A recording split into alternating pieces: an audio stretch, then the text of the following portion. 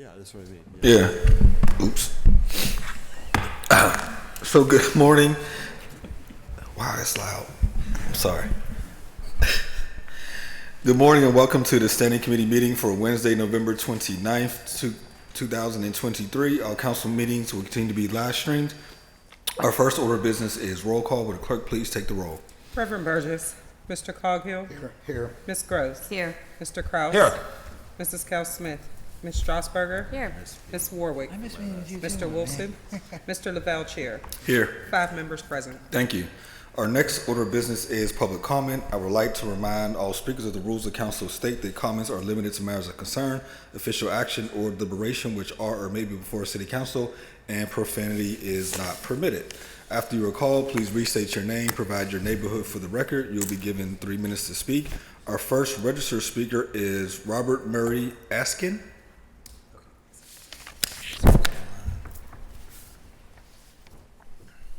Here. You may begin. I'm Robert Axon from Forest Hills. I'm in favor of the temporary managed communities concept and wish to do whatever I can to put shoulder to the wheel. I recommend council establish an informal task force with no authority, but some combination of politicians and public and press that can proceed in parallel with other activities such as the interaction with the Planning Commission for the purpose of generating ideas for discussion or consideration. In my opinion, there's 2 issues that are the most difficult. The first is site selection, and the second is, well, what is going to be the infrastructure and services that will be provided at those locations? I think these can be pursued in parallel in a kind of subcommittee sort of way, even though they're joined at the hip. A key issue that worries me, that is, as I'm sure you all, is that in addition to providing the facilities, which is going to be some cost, there's going to be the need for security and maintenance. And by my calculation, that will be on the order of at least $1 million per year per site. So if there's 4 or 5 sites, this is going to add up very quickly to a lot of money, and there's issues of where the heck could that come from. My personal belief is that there could be an approach with a sort of a tiny homes, now gone tiny huts kind of thing, where you have fairly well-appointed, off-the-grid tiny huts that are built for just a few thousand each, that have their own bathroom and shower, so that there's no need to have a collective bathhouse that then engenders lots of overhead costs. So as a task force could get traction, I recommend that it engages all the stakeholder groups it can, but especially the high schools, to encourage their participation by clubs like the STEM clubs, and to develop tabletop prototypes that they can show in a science fair kind of way in order to share ideas with the public and to have these be presented to the council for the council's consideration. So to close, thanks very much for the opportunity to address the council. It's always an honor. And please know I greatly appreciate all the work that all of you do. Thank you. Thank you. Our next registered speaker is Naomi Mullen.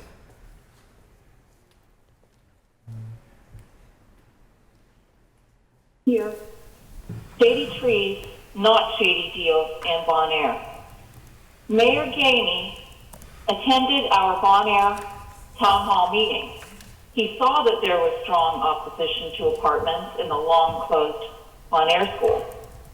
Councilman Coghill was so convinced of the opposition to apartments that the planned virtual meeting was canceled.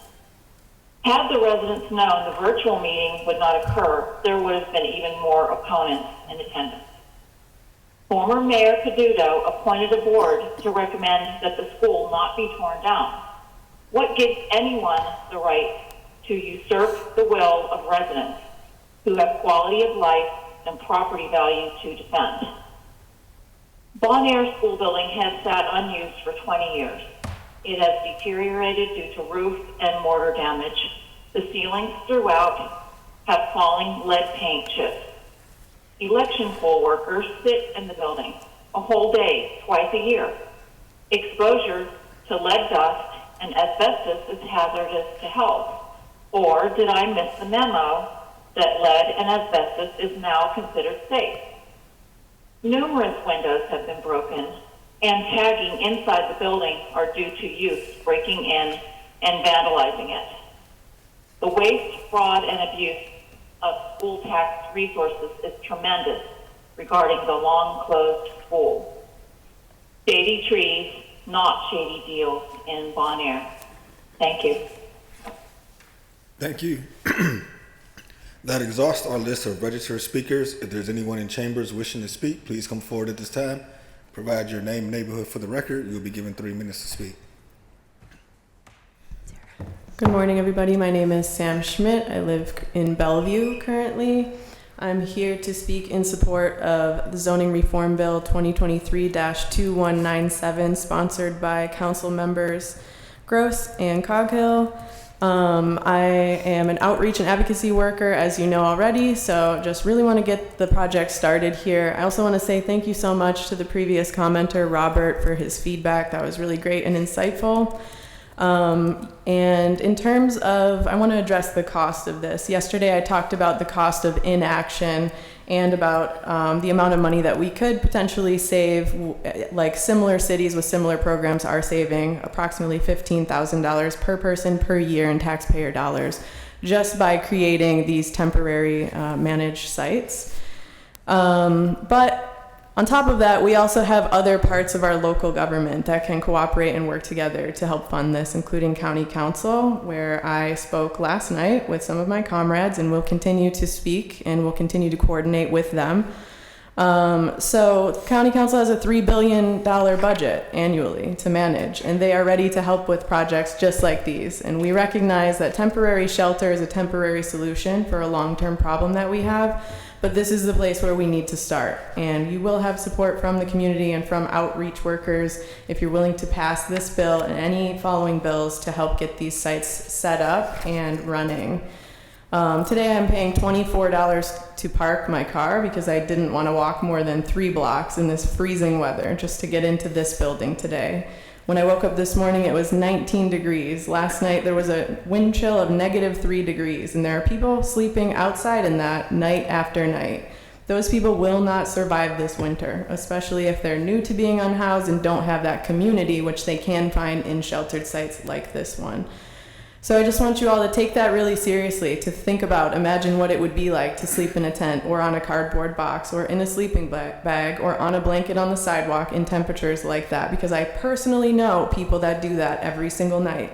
And I personally know people that do that with pets, with children, with disabled friends and relatives, with their community, and it's very hard. So when you go outside today, I want you to feel that wind chill and think about that, because every day that we fail to act, to fail to get this passed, to fail to move forward on sites like these and long-term affordable housing for all, we are risking life and limb, and I want you to take that very seriously.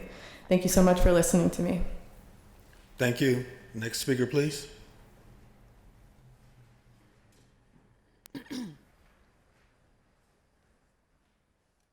No, you can just come forward, give us your name, neighborhood, where you reside, and then you'll be given 3 minutes. All right. My name is Joseph J. I run a nonprofit organization for ex-offenders. It's called Succeeding in Life After Prison. The acronym is spelled SILAP, but it's pronounced SLAP. I'm on all the social media platforms, so anybody can easily verify what I do. The biggest thing I got right now is my outreach initiative for homeless individuals, where I've created a self-sustaining economic environment, meaning homeless people make money off of homeless people for homeless people instead of having outside entities do so for their own nefarious purposes.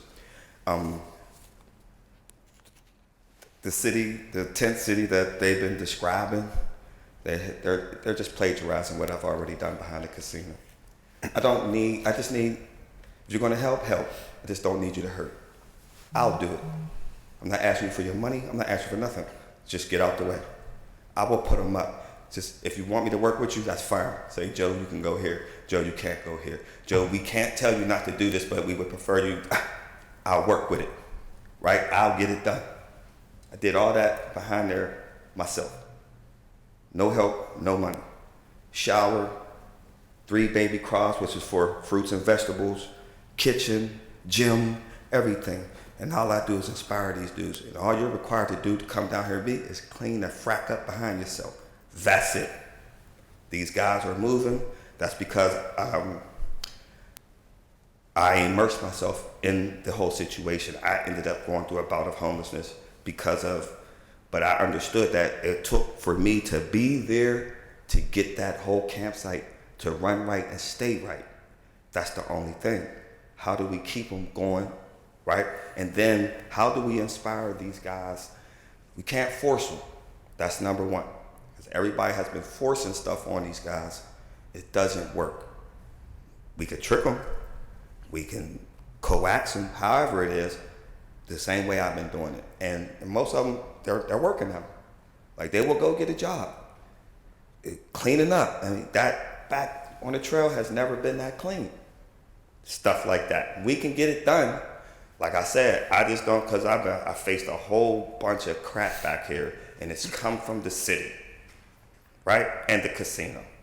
And I fought through all of it. You're not pushing me nowhere. This stuff needs to be done.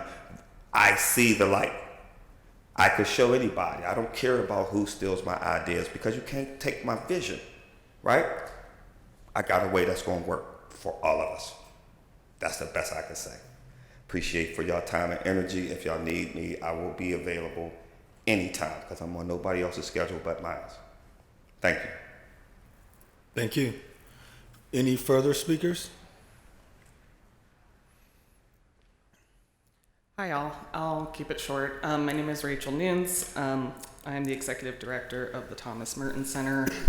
We are located in Wilkinsburg these days, and I am a resident of the Hill District. I didn't prepare anything for today, but again, I come in support of the bill to amend the zoning code to allow for these temporary managed communities. And I think the previous speaker spoke to that word community. There are already communities, these camps. There are people taking care of each other and taking on the labor of making sure trash is picked up and taken care of, and folks have, the harm reduction tools that they need.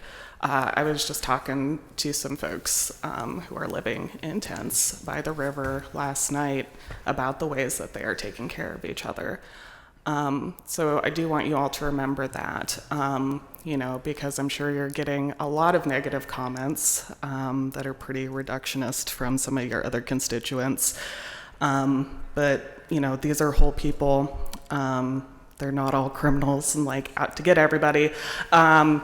They, are just trying to survive this winter. And there are people in the camps taking care of each other. There are those community leaders in those little micro communities, like our previous speaker. So yeah, I hope that we can keep this moving, because we desperately need it, like yesterday. These sort of creative ideas. And like Sam, I'll be here kind of speaking on it through the winter until we can, get a more permanent solution. So yeah, that's all I got. Thank you. Thank you. Any further speakers? Are there any further speakers? If not, that takes us to our setting committee agenda. Colleagues, we're going to go out of order this morning, and we're actually going to start with Councilwoman Gross's committee. She only has 2 bills, one of which is the Housing Opportunity Fund, and URA staff has another meeting to get to. But if we can begin with Bill 2176, actually. Bill number 21, Bill 2176, resolution adopting plan revision to the City of Pittsburgh's official sewage facilities plan for 200 Sandusky Street at no cost to the city. Motion to approve. Second. Any discussion? Seeing none, all those in favor say aye. Aye. Any opposed? Affirmative recommendation. And Bill 2177. Bill 2177, resolution authorizing the approval of the 2024 Housing Opportunity Fund Annual Allocation Plan, Council Districts All. Motion to approve. Brief discussion. Second. Discussion, Councilwoman? Thank you. Yes. So I know we have members of the URA here, and I figured it would be helpful for members to have a brief presentation. So if I could have the people from the HOF and the URA come forward, I appreciate it. As you know, I have been put on the board by Madam President, who was on the board before me, and I was happy to see a few extra dollars allocated to eviction prevention. You know, that's something we've talked about and worked on at this table. We don't have tremendous power over it, but these dollars in the plan have previously and will continue to be there to help people stay in homes where they are. As you know, we've had an uptick in evictions, not all of them legal evictions, and so it helps to have some legal assistance for people who are facing that, losing their homes. Could you introduce yourselves for us and just give us a quick overview? Thank you. Good morning. I'm Chief Housing Officer for the URA, Kiana Wassler. David Geiger, Director of Government and Strategic Affairs for the URA. We don't have a full, some members have their text file in front of them, so you might want to just do a quick rundown of the allocation. Would you like a background information on the Housing Opportunity Fund as well? I think we're all okay with that. We're all okay with that. So if we could just talk about this, how this year's maybe differs from last year's, and kind of and as a reminder to members, we did have the budget hearing just yesterday, and so if you do want a kind of deeper background on the outcomes, there was a great presentation that you can see in Legistar, and I have hard packets too. So you've just received the 2024 HOF allocation plan. The Housing Opportunity Fund is comprised of 8 different programs, and we'll talk through what's the draft allocations are for each program. The rental gap program,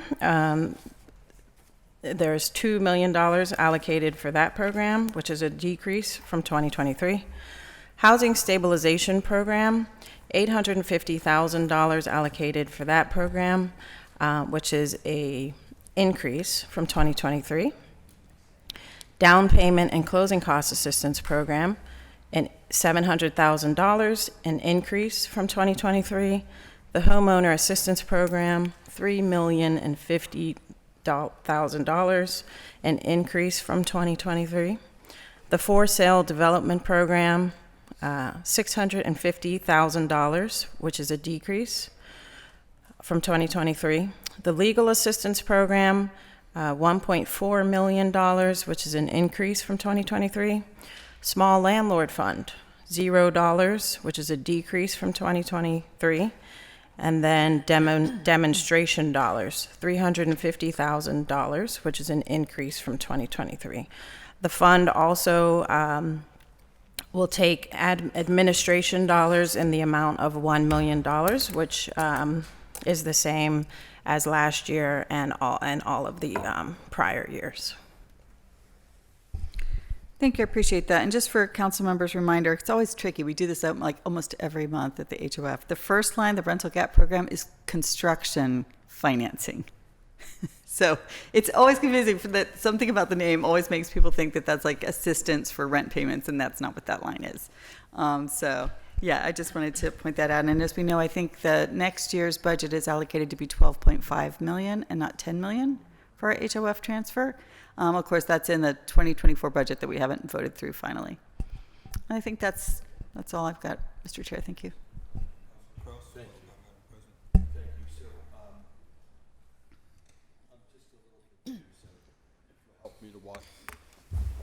I'm a little confused, so if you'll help me to walk through exactly what we're agreeing to do today.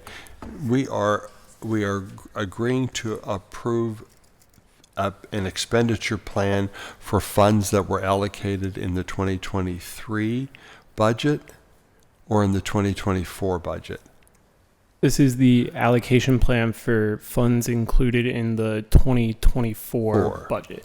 So are we ahead of ourselves a little bit if we haven't approved the budget and this funding allocation to be authorizing a plan for expenditures. Yeah. That's where I'm just a little. Sure. Happy to take that one. So the timeline that we're following is laid out in the code under the Housing Opportunity Fund section. We actually do need to advance a plan to council here in December before the end of the year.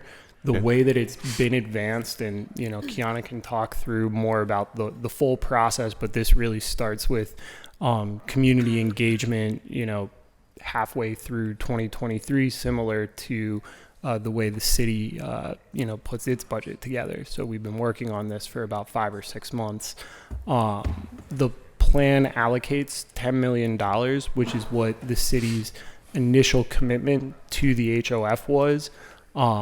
To Councilmember Gross's point, if in 2024 there's an increase to the Housing Opportunity Fund's budget allocation, I think it would be most appropriate for the advisory board to go through a similar process of amending this allocation plan, sending it to the URA board for approval, and then we will advance that amendment here to council for final sign-off. That was very helpful. Thank you. I appreciate you coming prepared.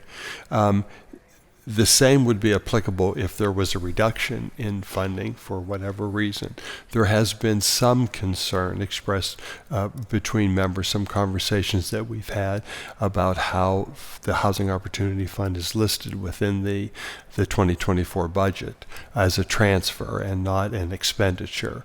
And I know there's some ongoing conversations about how that might need to be adjusted within the budget to accurately, or perhaps more accurately reflect it as an expenditure and not a transfer. So I'm happy I can support this today, just with the understanding that this hasn't been finalized, and it could be fluid. It is fluid.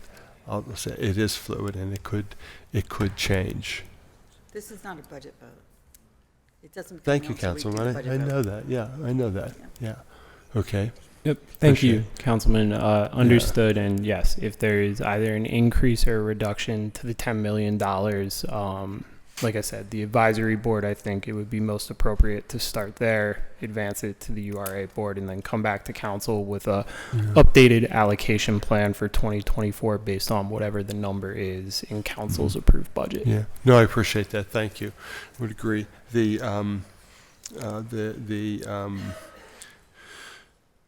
conversations that are still very fluid within the council members, without having actually passed a budget right now, is how these expenditures are reflected within the budget. I'll just leave it at that, and what adjustments might need to be made to them. But no, today I can certainly support the work that you've done to this point in time, and I'm happy to do so. Thank you. Thank you. Madam President. Thank you. And I'll just say, Councilman Cross, thank you for bringing that up. We do have a meeting next, I think it's Monday, where we're all going to be talking about the budgets and with the mayor's office, with the controller's office. Hopefully, maybe we should bring somebody from the URA to that meeting too, just to discuss some of this stuff. But so thank you, Councilwoman Gross, for participating on this board. And I just want to say that when I did this, there was so much need, and I really wish that we did this in the city, is that we had a group that worked together on all the housing opportunities. It is so confusing. There's so much help out there, but people don't even know how to navigate our system. And I just really wish that we would come together. Hopefully maybe the mayor will bring something, everyone together from every level. Richard Snipe doing a lot of remodeling of homes in areas that would normally be condemned or demoed, and he's helping, bring back areas and do a lot of great things and getting people into that affordable housing. And in our area, we have such an abundance of affordable housing, but a lot of it needs, renovations. And I really like working with the treasure cell, the people there. I mean, they work with us really well.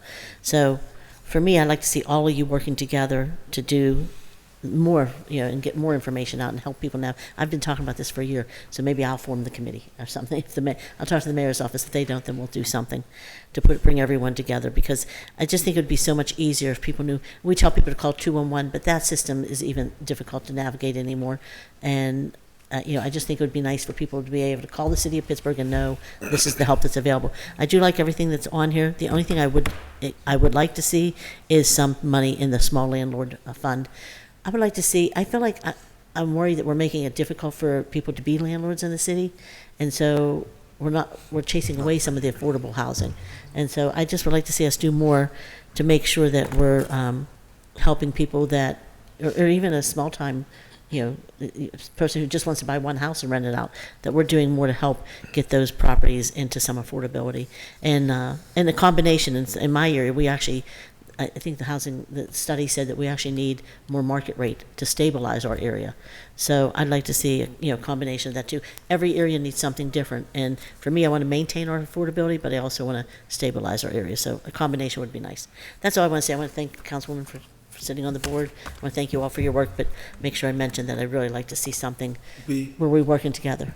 Sorry. I'm sorry, did you want to respond to that? I Yeah, see you going for the mic. I was going to say, just one quick point of clarification for council and for the public's awareness.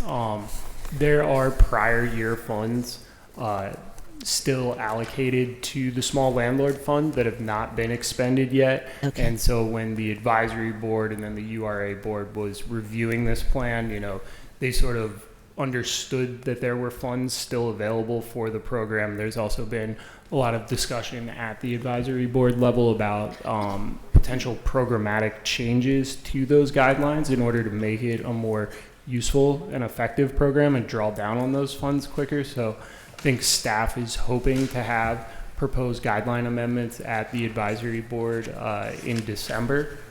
So coming up in a couple of weeks here, but that program remains open and there is funding available despite it not receiving any funds here in the 2024 allocation plan.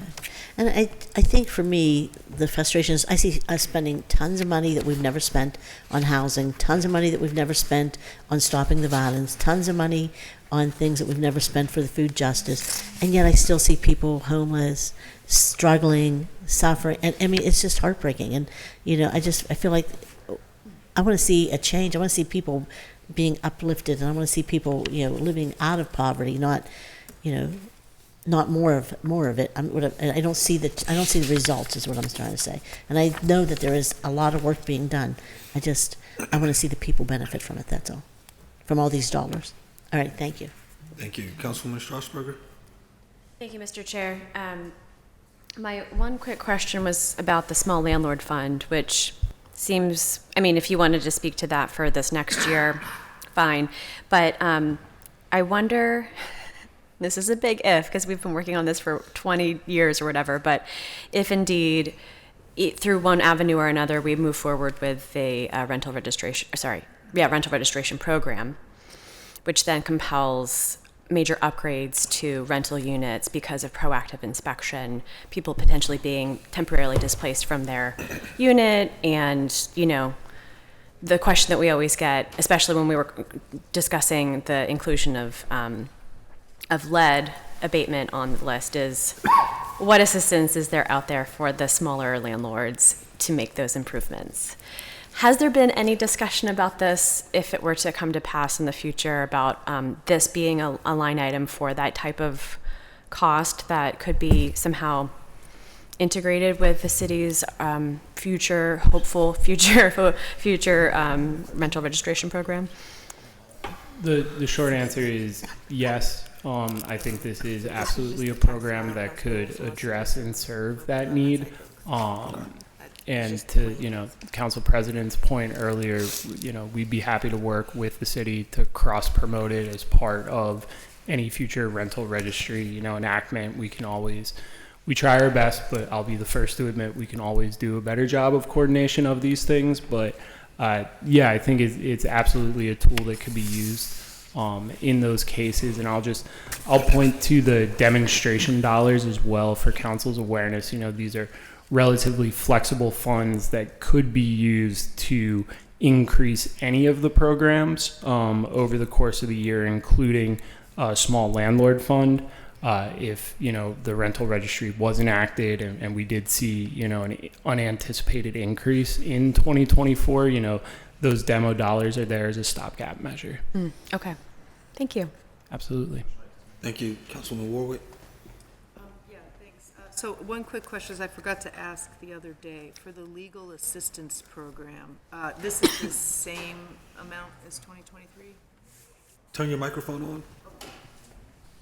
Sorry, I'll ask that again. So for the legal assistance program, is the 1.4 million, is that the same as 2023? I believe it's a significant increase from it's an increase. 2023, but I'll let Kiana weigh in with that. I know she has it.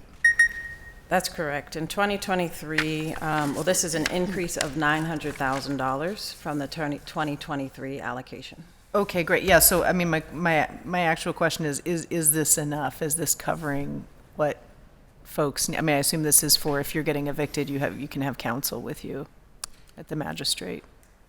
Yeah, so this funds a couple of different items. One of those is the Lawyer for a Day program, which is what you described. We did hear from advocates that work on these issues, as well as, you know, the program administrators, that they could use more funding in order to build out a more expansive program. And, you know, the advisory board heard those remarks. The URA board heard those remarks. I think the unfortunate reality, once again, speaking to, you know, something Council President raised, is that, you know, the need out there for housing assistance of all kinds well outpaces the supply of funding that we have here locally. So I think it's fair to say that, you know, the legal assistance program could use more funds, but all of these programs could use more funds. And is the Lawyer for a Day, is that through Neighborhood Legal Services, Neighborhood Legal Aid?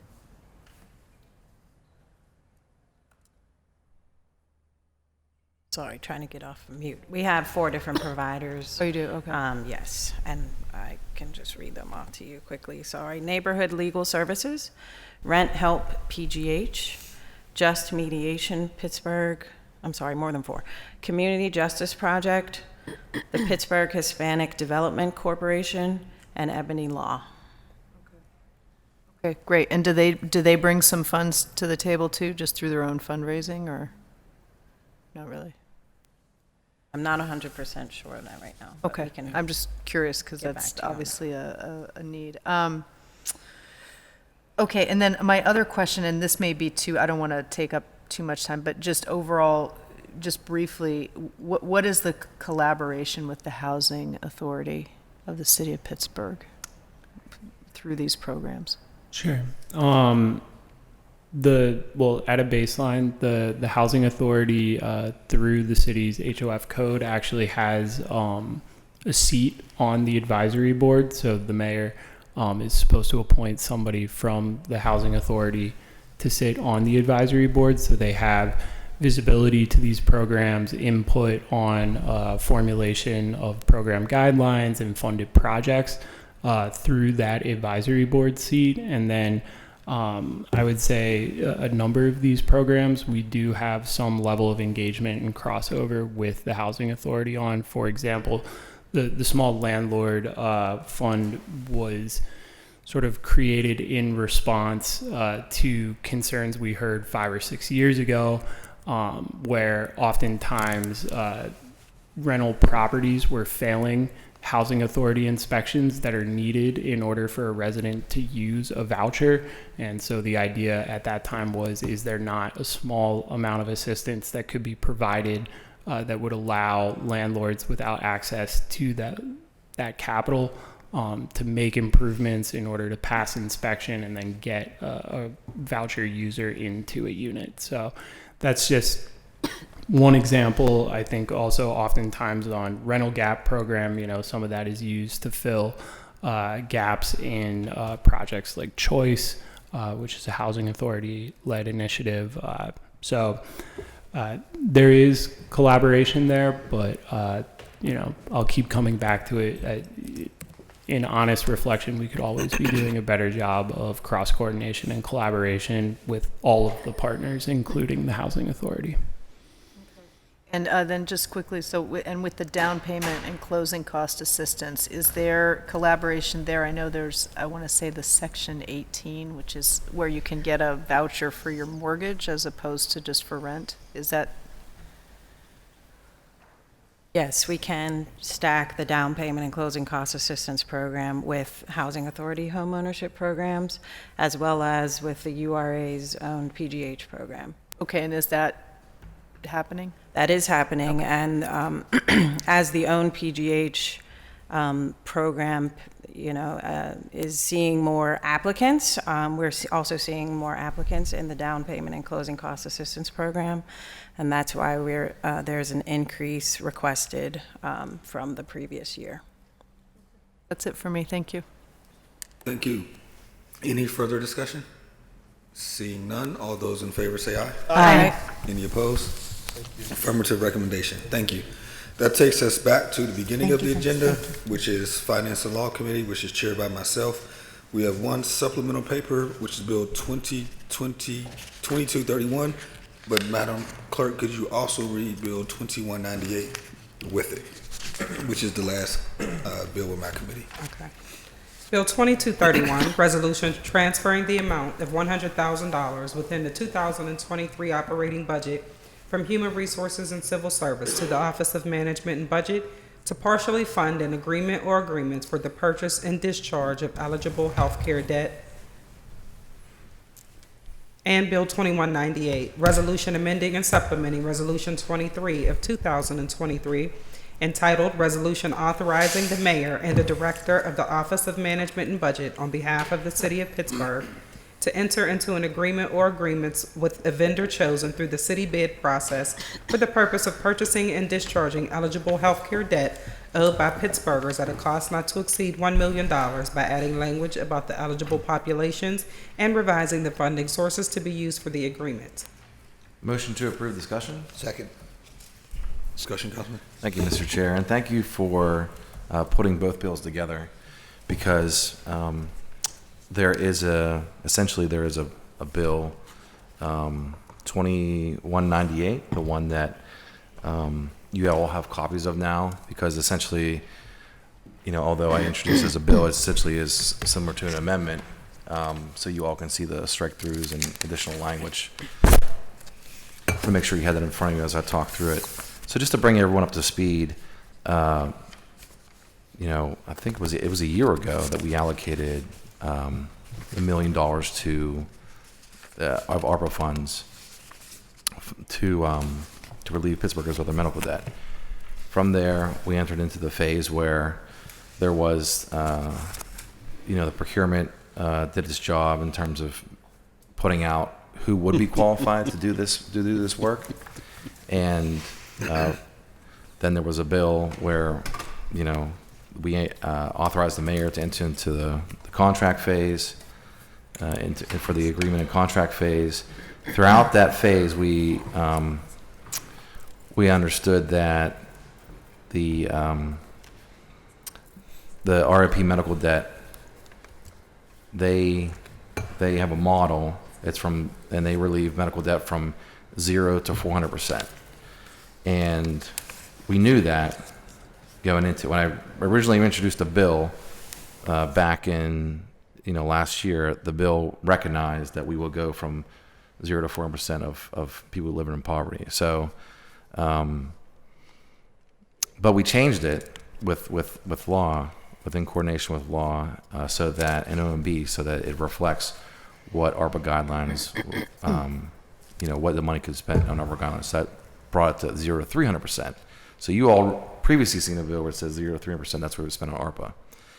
This bill would change that to go from 0 to 400%. So back to where we were, and to get from 301 to 400%, that would be non-ARPA funds. And that dollar amount was not a significant amount.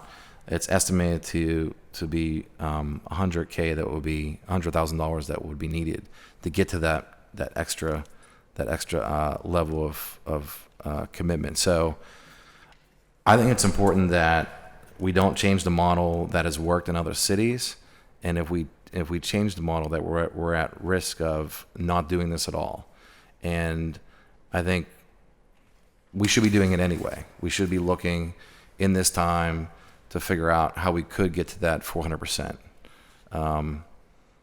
I don't have rough numbers of what, annual income would be, but we have been talking about the 0-300, so this is going back to 0-400. $100,000, I think, is a good amount to use from non-ARPA funds to make sure that, well, let's recognize that every dollar we spend, we can be relieving $115 of medical debt for individuals. So using this model that they have will be a significant advantage to helping people be relieved of the medical debt. So I've been talking a lot. I'd like to say a couple thank yous before to members if they have any questions. I would like to thank all members that have been supportive up to this point, and OMB for their commitment to helping understand where we would find funding to get non-ARPA funding, which would be the first bill that was on your agenda, 2231. That one is the one that allows that. So there wouldn't be any more than $1 million spent. So we're not committing any more dollars. What's left in ARPA that hasn't been spent, which would be approximately $100K, would be allocated to other uses of currently ways that we're using ARPA funding. Currently, the way the administration is using ARPA funding that we see in our budget. So this bill, it still recognizes in the bill that we wouldn't exceed the $1 million. This is just, for lack of a better term, a swap of money to make sure that we're making sure that the model is still going to work when we use it. With that, and also thank law for all their due diligence in this. Okay, so you want to make a motion now to amend Well, I don't have to make a motion to amend. This is just it's motion to approve. For both bills, it would be a motion to approve. Yeah. Yeah. Okay. And we already have a second, so Any happy further to take discussion? any questions. If not, all those in favor say aye. Aye. Any opposed? Opposed. Opposed. Two in opposition, affirmative recommendation. Thank you. Thank you. That takes us to our new papers, Bill 2179. Bill 2179, resolution authorizing the issuance of a warrant in favor of Denton's, Cohen, and Grigsby, P.C. for expert legal services in connection with the labor and employment matter for an amount not to exceed $3,986.38 over 1 year. Motion to approve, please. Second. Any discussion? Seeing none, all those in favor say aye. Aye. Any opposed? Affirmative recommendation. Bill 2180. Bill 2180, resolution providing for the sale of certain property acquired by the City of Pittsburgh at tax sales, items A through S, 2335 LaPlace Street, 2335 LaPlace Street, 2334 Center Avenue, 805 Clarissa Street, 145 Mayflower Street, 7136 Hamilton Avenue, 10 South Wheeler Street, 8517 Pershing Street, 4406 Chatsworth Street, 4561 Gladstone Street, 701 Weston Way, 707 through 709 Elkton Street, 0 Saginaw Street, 3012 Zephyr Avenue, 1815 Rialto Street, 1417 Boyle Street, 0 Lorraine Street, and 1347 Romanoff Street. Motion to approve, please. Second. Any discussion? Seeing none, all those in favor say aye. Aye. Any opposed? Affirmative recommendation. That takes us to Bill 2181. Bill 2181, resolution repealing items and resolutions approved on various dates, which authorize the sale of property in various wards of the City of Pittsburgh due to an incompletion of sale, items A through K. 6951 Upland Street, 5027 Steel Court, 726 Ormsby Street, 51 Roanoke Street, 43 Roanoke Street, 627 Chess Street, 138 Wabash Street, 1234 Spring Garden Avenue, 1300 to 1304 Voskamp Street, 2716 California Avenue, and 3206 Rothplet Street. Motion to approve, please. Second. Any discussion? Seeing none, all those in favor say aye. Aye. Any opposed? Affirmative recommendation. Bill 2182. Bill 2182, resolution providing for the conveyance by the City of Pittsburgh of certain property having been placed for sale to adjoining property owners in conjunction with the City of Pittsburgh Side Yard Program, items A through E. 2315 Center Avenue, 5123 Kincaid Street, 5023 Broad Street, 5220 Kincaid Street, 5305 Broad Street, 5301 Broad Street, 5351 Kincaid Street, 5500 Camellia Street, 906 Laxton Street, 0 Finley Street, 0 Mount Vernon Street, 7205 Race Street, 7153 Ottawa Street, 7155 Ottawa Street, 7220 Ottawa Street, 7716 Tuscarora Street, 4826 Gidding Street, 0 Y Street, 305 Walter Street, 406 Eureka Street, 405 Cedarhurst Street, 937 Iton Street, 836 Lovett Way, 1432 Firth Street, 1950 Lay Street, 523 West Jefferson Street, 605 Chester Avenue, 4020 Vinston Street, 4022 Vinston Street, 0 Red Rose Avenue, and 2248 Lucinda Avenue. Motion to approve, please. Second. With discussion, Councilwoman Gross? Thank you, I appreciate it. There's item H in this bill is 5500 Camellia Street. I need to delete it today. That we are kind of going back and forth with finance. There's utilities. There's electrical lines on or poles, so we're not real sure where there's property boundaries, so we're going to do a little research on it. I'll second. So, motion to delete item H. I'll second, please. All those in favor say aye. Aye. Any opposed? H has been deleted. Any further discussion on the bill as amended?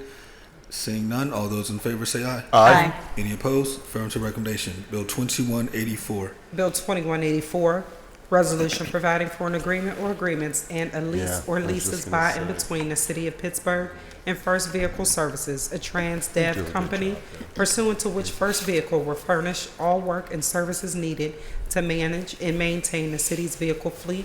Cost shall not exceed $135,994,438.35 over a 10-year period. Motion to approve, please. Discussion. Second. I'll defer to Councilman Coghill. No? Well, Councilwoman Strasburg? Yes. Oh, thank you. Well, I think there are many of us who have our eyes on this. So first I'll just say this is a very large contract, 10-year contract that I don't think that we should take lightly. And, given that there have been 2 different performance audits that the controller has put out, that the controller did also send us a letter yesterday or a couple of days ago with recommendations as to what should be included in the contract, and that there are some departments and divisions within departments that have had concerns with this particular vendor, that we should not rush this through. So I would recommend that someone call for a 2-week or 1-week hold so that we can scrutinize this further. Can I add to that? Thank you. Councilman Coghill. Yes. If I may, I'd like to call Brandon Walton and Equipment Leasing Authority Board to the table, just to speak about it.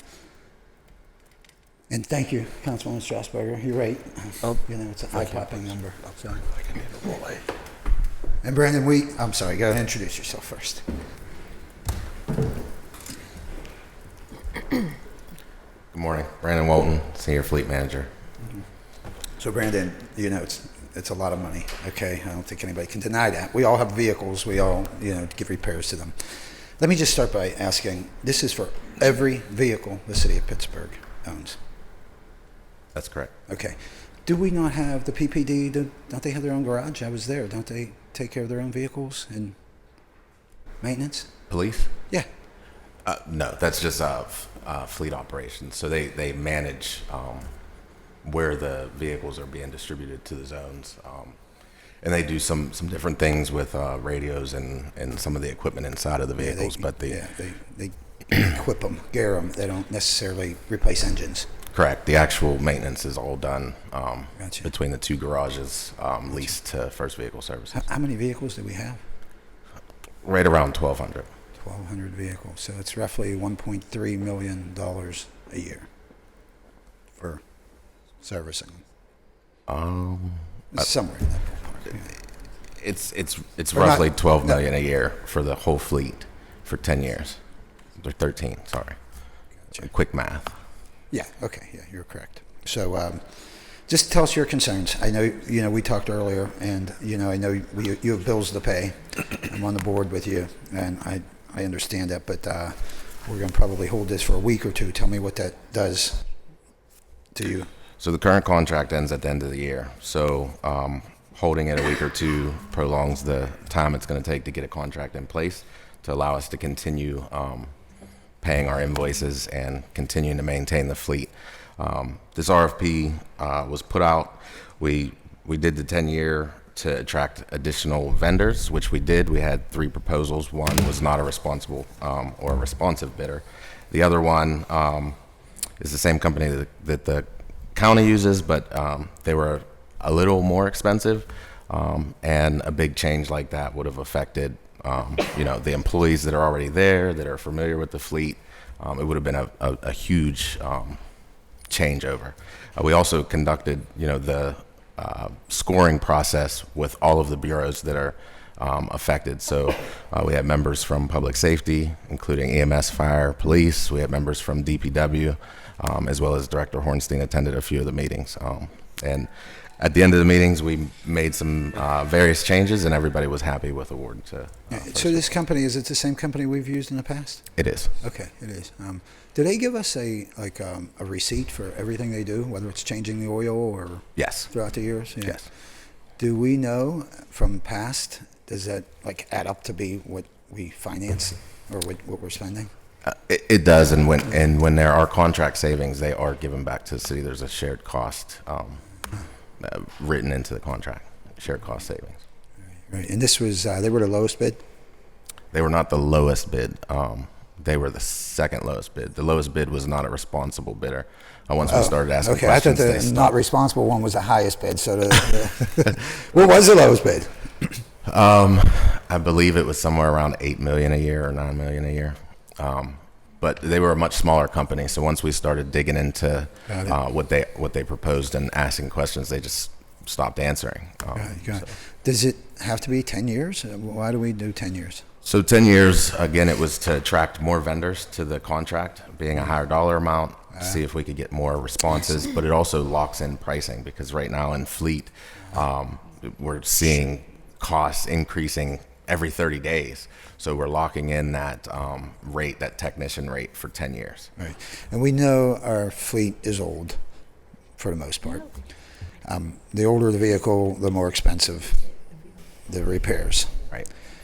We are purchasing new vehicles, so, obviously they need serviced as well, but probably not to the dollar extent that, the older vehicles need it. So okay, I just wanted members to hear your concerns as far as paying the bills. Again, it is a large figure and, raises our awareness to it. You say this contract goes to the end of the year. The current contract ends. So we got December 4 31st. weeks. We got 4 weeks basically to settle this. Yes. Got it. And Mr. Chair, I'll let you decide how many weeks you want to hold it, or Councilwoman Strasburger, but I just wanted them to be aware of that. And again, thank you for your time. That's it for me. Thanks. Thank you. I think since we're having a conversation next week with everyone, we should just wait 1 week. I don't think we should hold it indefinitely.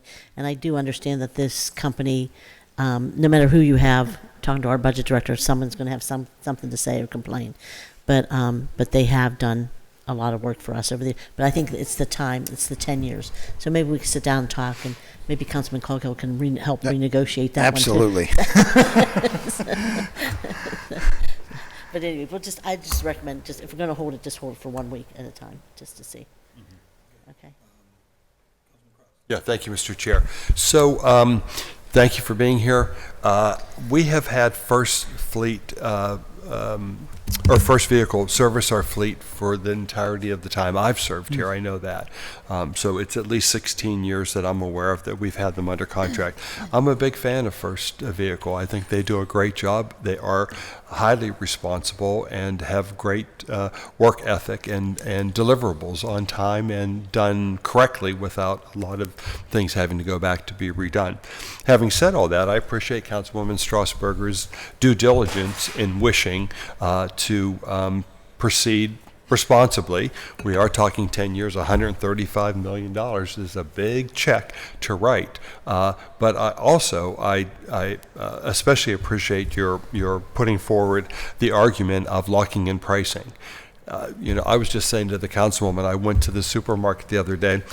I paid $13.89 for a whirl of tinfoil, of Reynolds wrap. $13. I'm like, the world's off the rails, So I do greatly appreciate your foresight in wanting us to lock in pricing, because we certainly don't know, even from week to week, month to month, let alone year to year, what pricing looks like. So I am gonna ultimately support this, but I will support my members in wishing to take it a little bit slowly. I agree with the council president to hold it a week, because we are coming up. We have 4 weeks to pass a budget. The council president and I were talking about one time we sat here at this table on New Year's Eve at midnight, and we were voting on a budget. So we certainly don't want to get to that point again. What did I get myself into? That was a crazy year.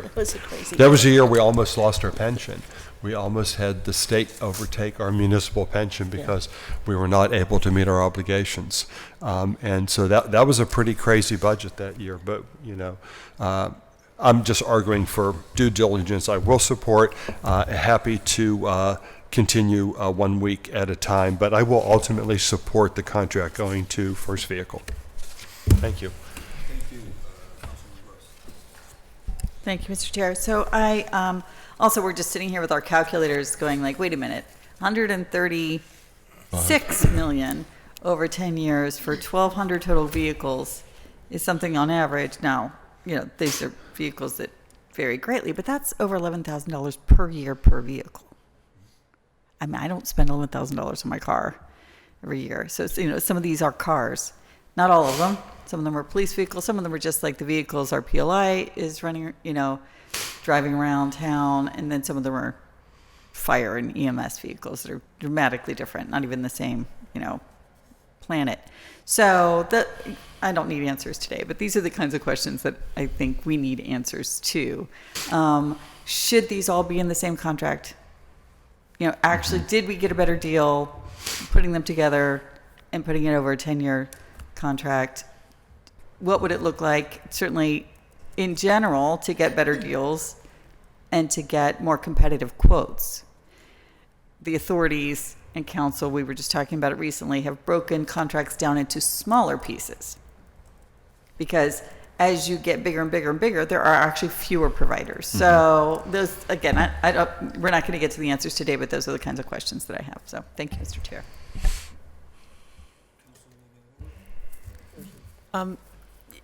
So this is all new for me. I'm definitely hearing sort of some conflicting things, like, that they've been doing great for a long time for the city, but then there's also issues of time, taking a long time to make repairs. And also with this number, I'm also wondering if there wouldn't be an opportunity. I mean, as Councilwoman Gross said, for the smaller vehicle, for the sedans, for just the regular cars, to direct some of this money to our local, just smaller local businesses, right? It shouldn't cost that much.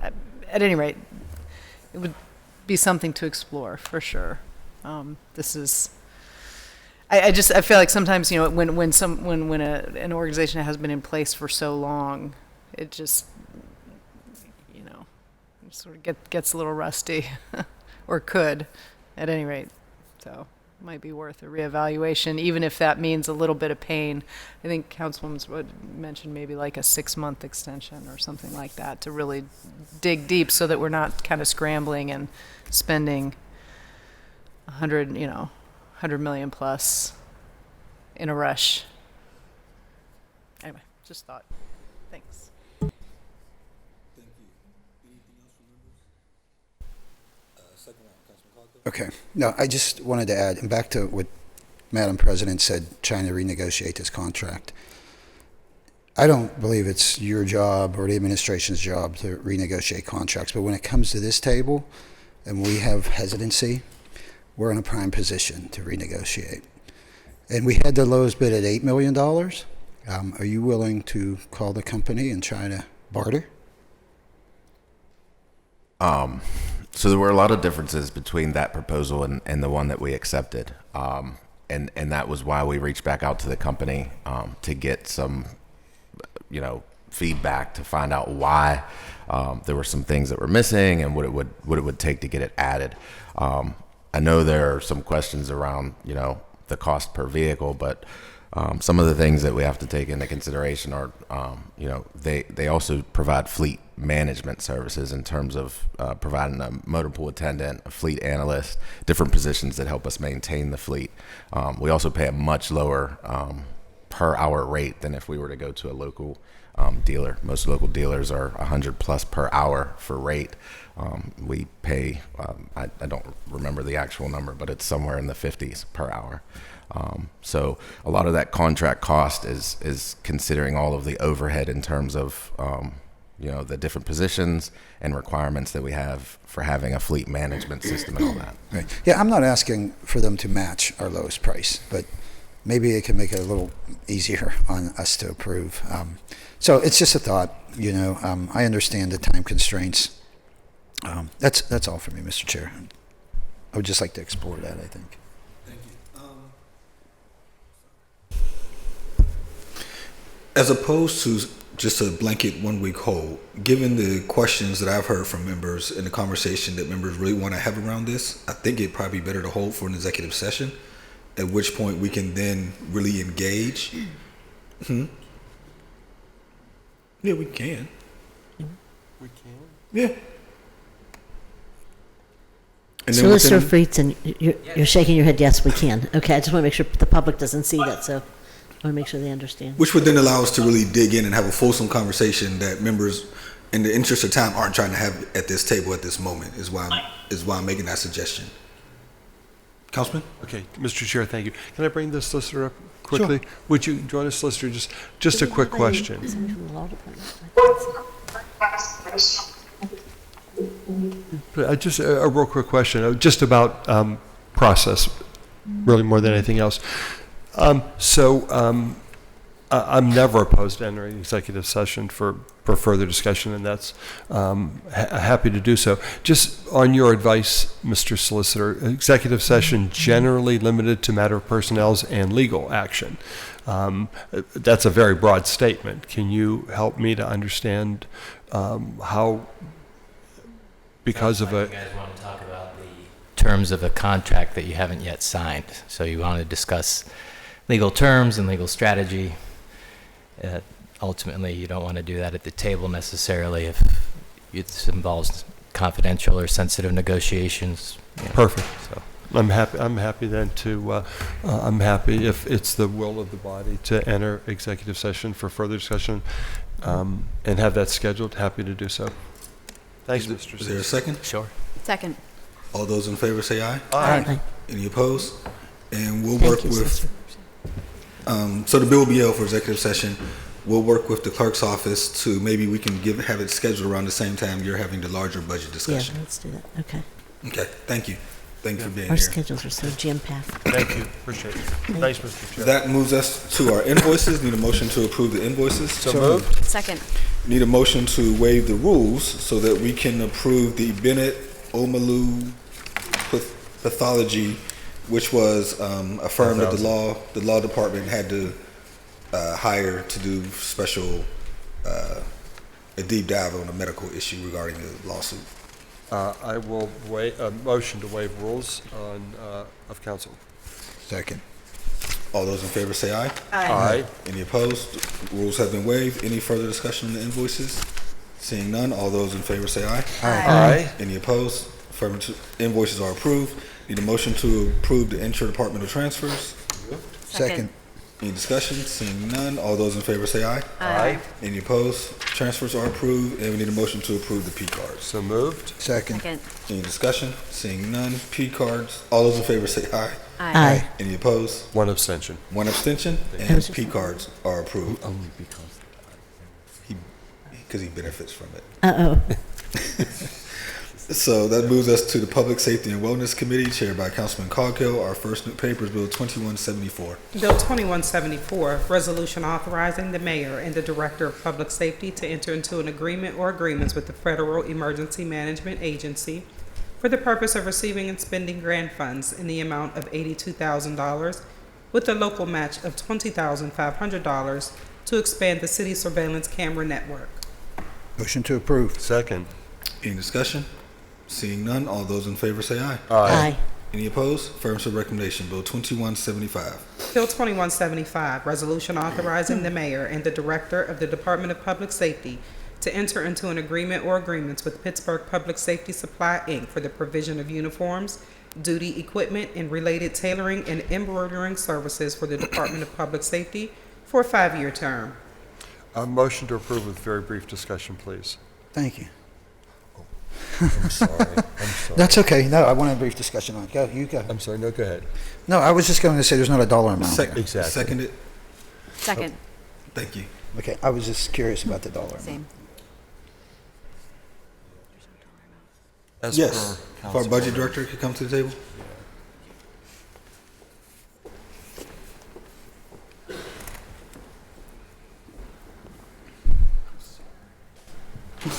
Offended. Hi, Pete McDevitt, Council Budget Director. So this is kind of essentially a commodities contract. There will be some like professional services because there is some tailoring and specialty stuff. But essentially, if you would put a not to exceed dollar amount, then you're limiting how much, if EMS or police or fire hires additional employees that need uniforms, then you're hamstringing their ability. And you set that dollar amount in the budget already. So council is setting that dollar limit when you set the operating budget, that these lines, in the body of the text, it will show all of the lines in the budget of which they can spend to purchase these uniforms. I'm good. I'm good. Good, Councilman? I have I have a questions. question. Madam President, then Councilwoman Strasburger. I just, so if the cost was more, you couldn't come back for an amended amount? If the cost If you're of- saying that we can't put an, do not exceed amount. So by entering into the contract, you're locking in rates of which it will cost. And when you did reviews on all these bills in public safety, were there RFPs for all of them? Yes. Current ones? Yeah. Okay. Everything No that was extensions. entered into Just was, making yeah. sure. Just making sure. Yeah. All right. Thank you. Councilwoman Strasburger.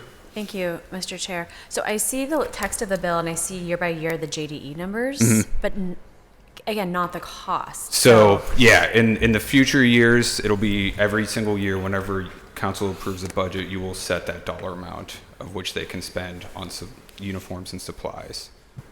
Is there a way, is there a way to cross-reference it so that we know what we're voting on rather than having to go back to like the budget to say, what are we authorizing today then? You're essentially authorizing the rates at which we will purchase these uniforms at.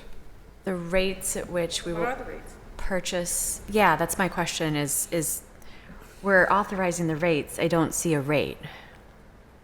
I believe we have someone from procurement here. If you'd like to invite them. Yes, to the table. please. No, it's exactly my question. To an annual appropriation in future years. Try. Joshua Lamondi, Senior Sourcing Specialist, Purchasing, Procurement.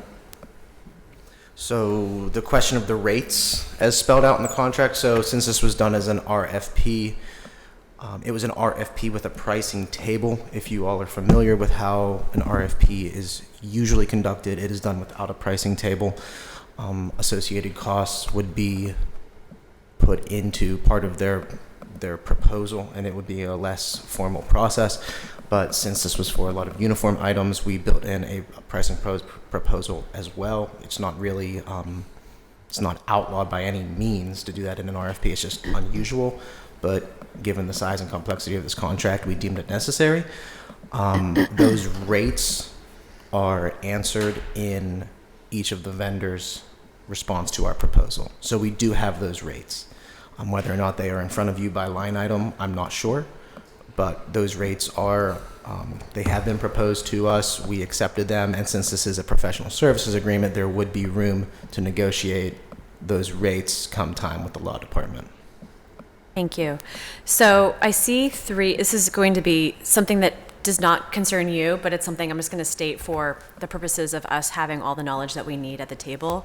I like to use our agenda and links to the legislation from the agenda, which I have in front of me. So I have the full text, and then I have 4 different attachments. And when I try to click on an attachment to see the actual rate, the RFP itself, the waiver, so it sounds like there was a waiver, Madam President, and the letter that was signed, that I can't open them because I can't actually save it to these laptops. So I just wanted to mention that too, to be able to understand that for our own transparency, yes, we can look at it at a time, but at the table, we don't have access to some of these attachments to be able to actually scrutinize what we're voting on.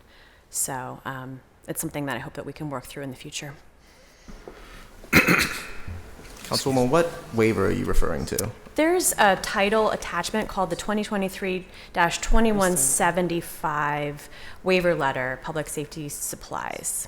Might be a waiver for the EORC process. Other than that, I want to. EORC, yeah, it's an EORC waiver. Okay, there should not be a waiver of competitive process. Got it. So looks like there's an EORC waiver. There's the DPS uniforms, RFP. I'm comfortable with looking at that between now and Tuesday to see what the rates are. Thank you. But I do want to figure this out so that we can actually have access to all of the attachments and accompanying, information for every bill in the future, in future years, whether that's changing our devices, whether it's changing our legislation services, so that we know what we're voting on. But thank you for answering a question. That makes sense that something as complex as that would have more of a rubric or a chart rather than line by line. Okay. Councilwoman Gross? Thank you, I appreciate it. So let's say we do dig in and figure it out. We shouldn't have to dig that hard, firstly. It actually should be spelled out for the public as well as for ourselves. And saying that we agree to a rate today, but in future budget years, that would be the total amount agreed to, means that either the public or ourselves have to catch it during a future budget season, where that line item, when we're looking at 1,000 line items, might triple or quadruple. But we've agreed to it today based on a rate per item or hour or something like that. So our budget director said, you approve the total amount expended in a budget line. But this is a 5-year contract. So in a future budget line, we'd have to catch it to know what that is. And we're not even looking at the budget line that's proposed for 2024, so I don't even know what we're approving. So I'm not comfortable. I don't want to vote on something that has no numbers. So I'll be a hard no today. Thank you. I'm willing to hold and get more information. How about we make a motion to hold for 1 week? It's budget season. We'll have the same conversation. Any further discussion? If not, I'll simply, to Councilwoman Strasburger's concerns, if you, in the actual, I'm looking at our packet that we get, and if you scroll through it, there is an additional attachment that shows every department and what they're actually ordering. So it'll say like animal control, and it says T-shirt small XL, and they're ordering one of these. I'm not sure what department it says. It says gym shorts 2XL and up. You're ordering one of those. But what it doesn't show is, to council members' concerns, what the unit cost is. It doesn't show that in there. It shows every single thing that you're bidding on. It shows the unit of measure, the manufacturer's name, the manufacturer's number, the details of what we're purchasing, but it doesn't give you the actual unit cost, which is what I think members' concerns are. But I'd like to also know who we're purchasing them for. Was it the police, fire, EMS? it tells you all that. Tells it, okay. Yeah, it tells you each single department and every single thing that we're looking to. Here it says training academy pricing, and it lists out everything that we're ordering for that purpose, but it doesn't say the cost. So, second, Councilman Cargill. Thank you. Do we at least know what we spent in previous years on such items? We do, and it would be by department It would be by bureau, would be by line item. Granted, this contract has not been rebid in 5+ years, and so I built this from the ground up. A lot of those line items may not carry over directly. I had to go to pretty much every bureau, every sub-department within those bureaus and find a new catalog that they needed. Yeah. So you would be able to compare those apples to apples where that's applicable, but I can't guarantee that a lot of it would. We could look in J.D. Edwards relatively easily and see how much we've spent on uniforms in each of these departments. Yeah. As the chairman said, we'd like to see, cost line by line. I'll support Councilwoman Gross's me too. willing to hold, but do you have any idea? Is it $50,000? Is this $100,000? I can't tap that number. Okay. So none of us know. Okay, good. Councilman Cross? Yeah, thank you. So a friendly recommendation, being it is budget and we're coming very close to the end of the year and these things have a way of piling up, could members find their way to passing today with recommittal as a serious possibility if members haven't been satisfied with the information they need?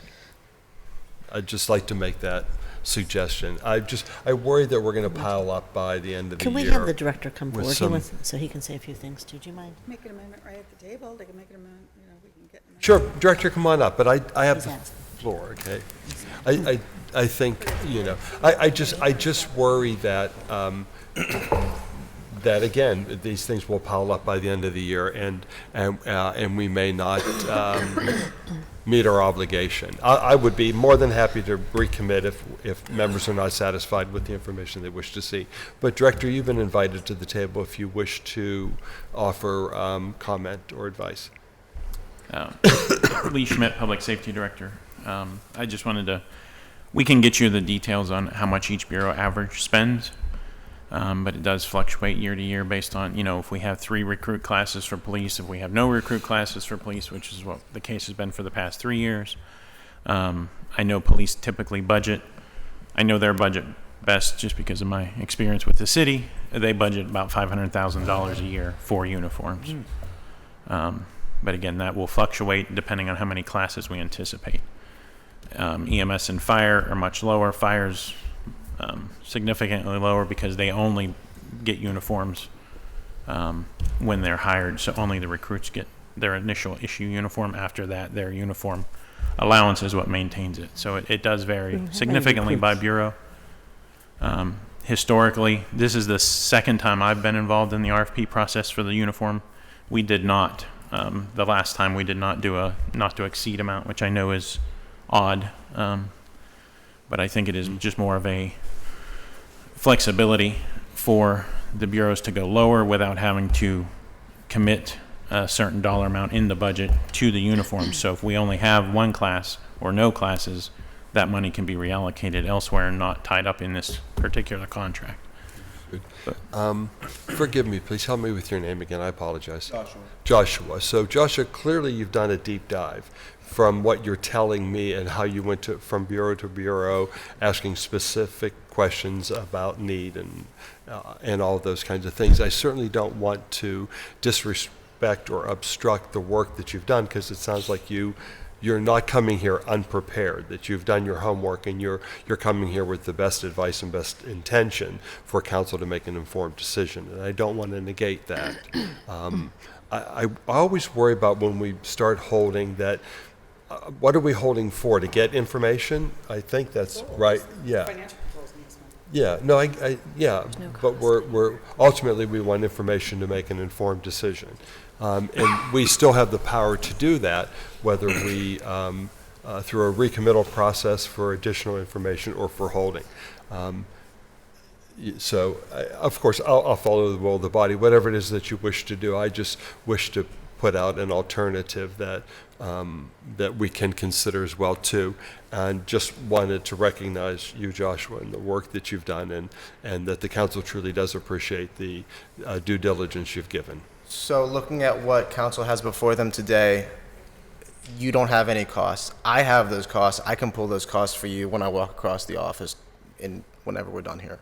It's not an issue. I mean, if the costs that were proposed by the vendor are of the most concern to us right now, I can get you those within an hour. So not to speak for Councilwoman Gross by any means, but she makes valid point about 5 years down the road and what that may look like and how we have to follow up and make sure that we do our due diligence and extrapolate those expenditures that we're passing on to taxpayers Sure. as well. So how broad of a scope are you able to provide council in terms of numbers? I can give it to you by line item, by bureau.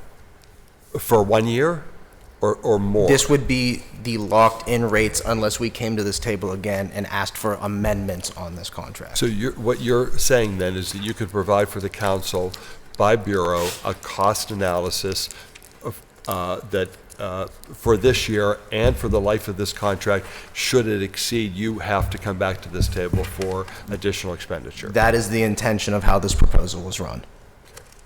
Appreciate it. Of course, I'll follow the will of the body. I'm happy to do so. Just wanted to sort of put out some different ideas of approach. That's all. Thank you. Appreciate it.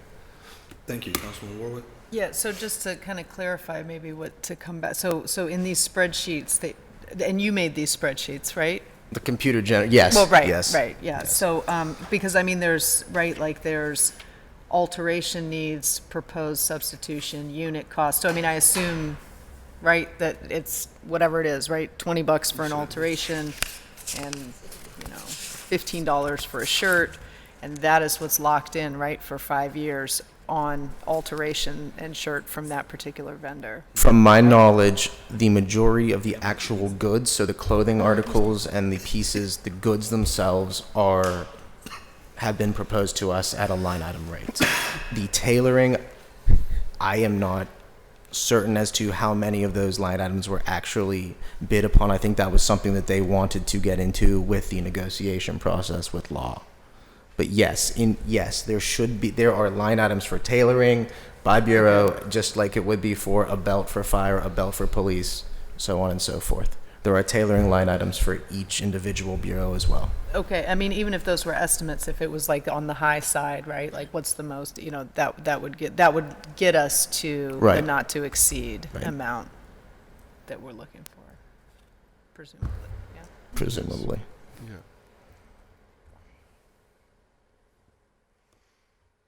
Thank you, Councilwoman Gross.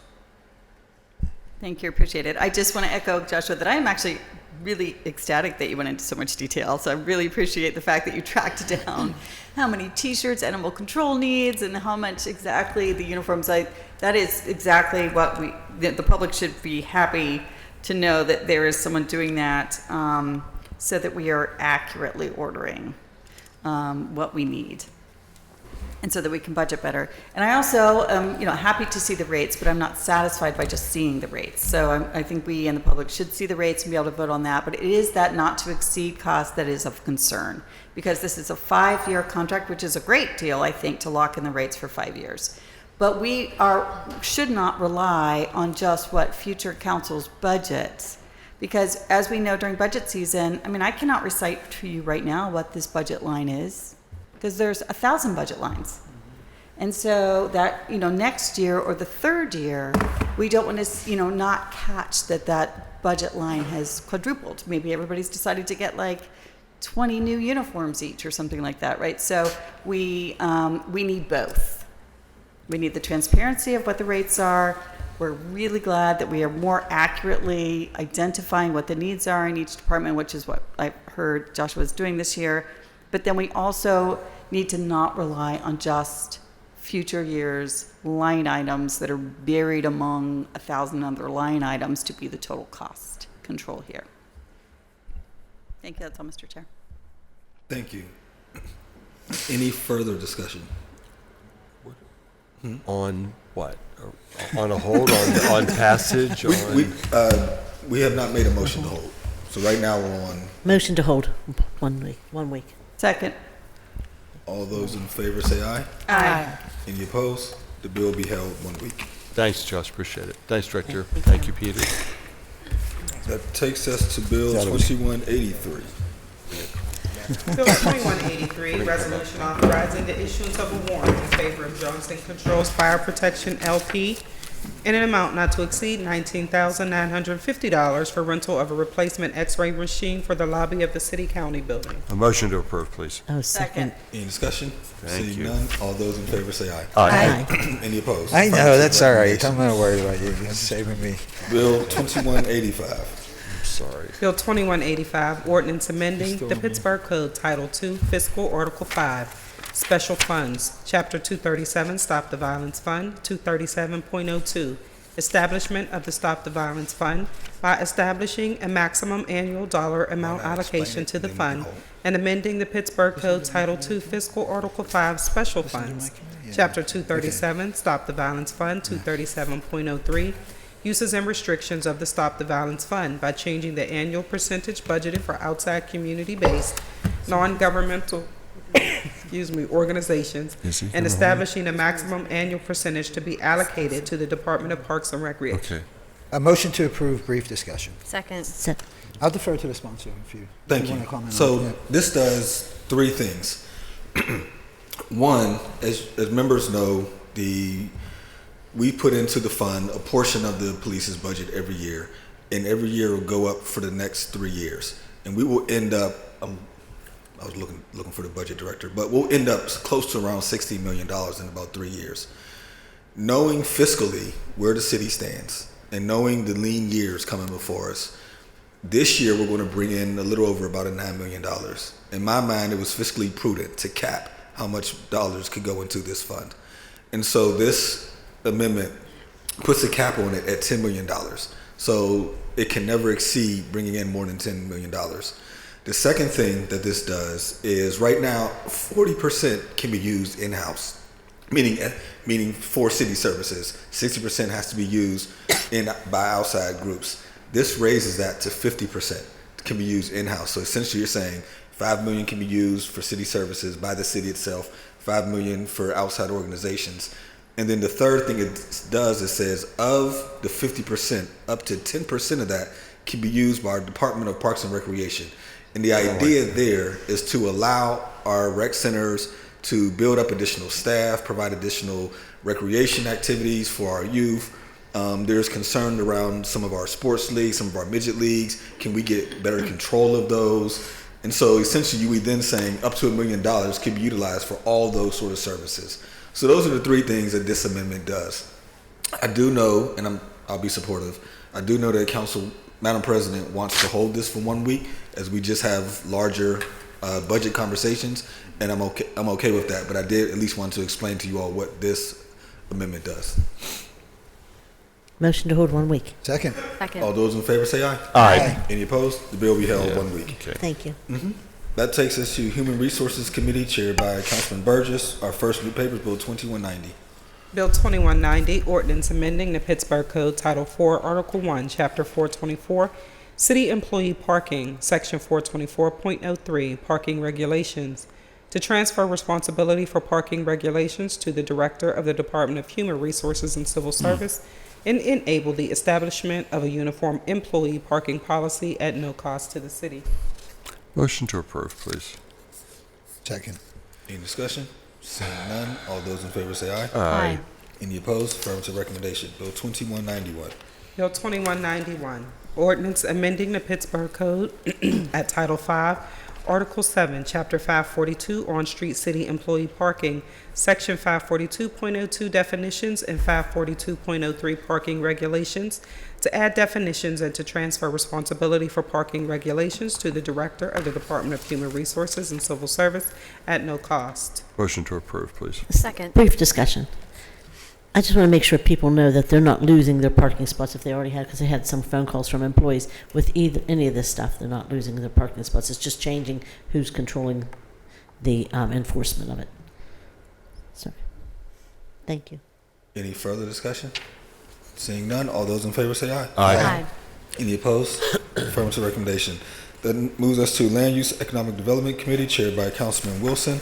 We have one deferred paper, Bill 2084. Bill 2084, resolution authorizing the mayor and the director of the Office of Management and Budget to enter into an agreement or agreements with various community-based organizations for the implementation of the 2023 Neighborhood Economic Development Program and to provide for the payment of the cost thereof at a cost not to exceed $500,000. Motion to hold 1 week. Second. All those in favor say aye. Aye. Any opposed? Bill be held 1 week. Takes us to our new paper, Bill 2197.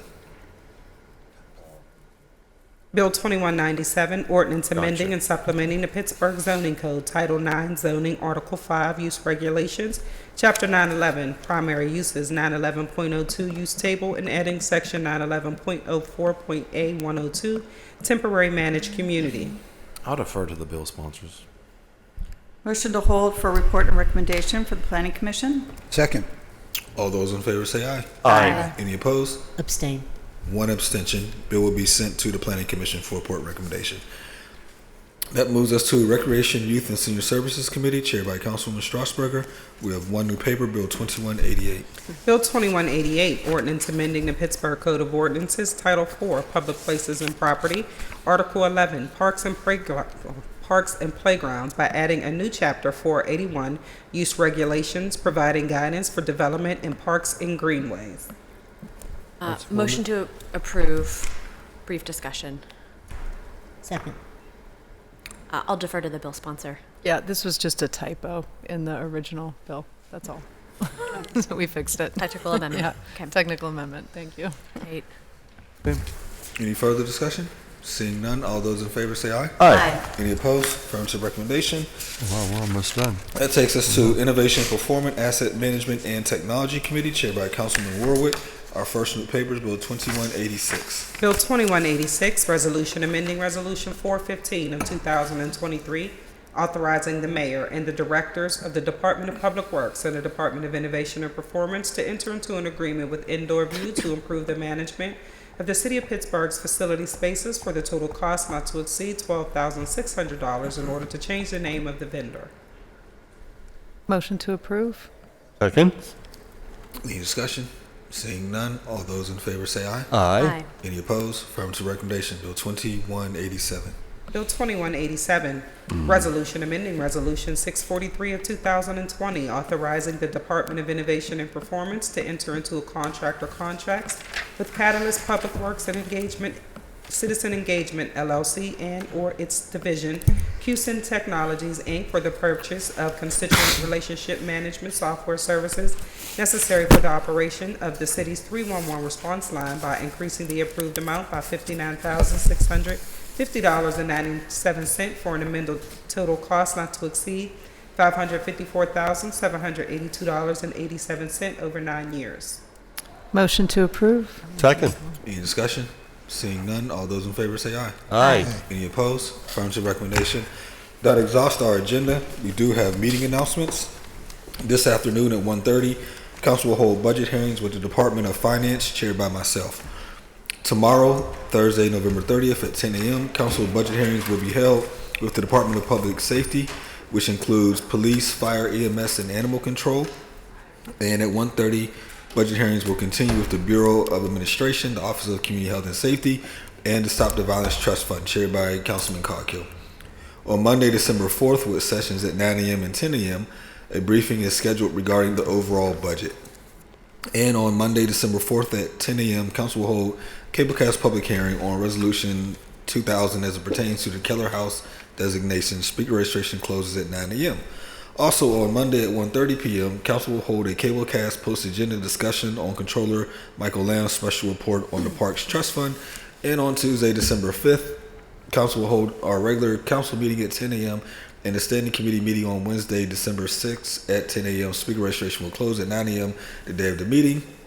To register to speak, please fill out the sign-up form on the council meeting webpage or call the clerk's office at 412-255-2138. Is there anything from members?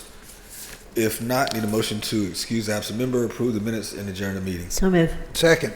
All those in favor say aye. Aye. We are adjourned.